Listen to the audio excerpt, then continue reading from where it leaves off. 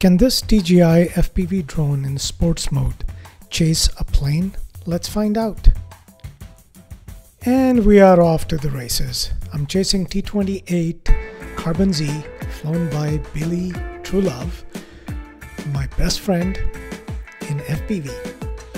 So as you can see, the takeoff, basically he got away from me and then I caught up with him as we came back circling the sky. And when he descends, usually I lose him, so that's okay. But overall, I was able to keep up with him, and he was pretty much all the time was in my sight, but kind of distant away, which kind of sucks. So the bottom line is, sports mode, chasing a plane, I don't think so.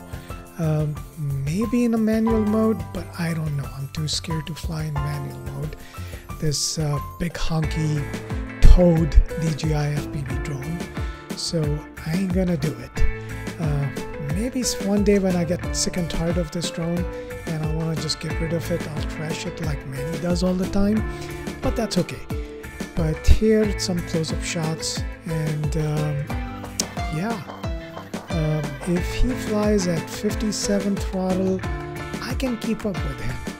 And next time maybe I'll fly it with the Insta360 Go-To camera.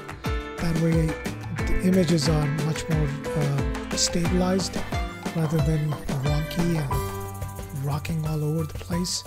And these are good shots, I think so. But I know some of the free-flying drones people can do much better. I'm not there yet.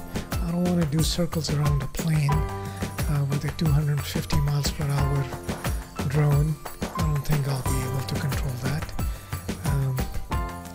Anyway, hope that answers the question. You can keep up with a plane if the plane is flying around, cruising at a slow, gentle speed. Yeah, not a problem. But at full throttle, no, not gonna happen. All right, so there you have it. DJI FPV drone chasing a T-28 Carbon Z.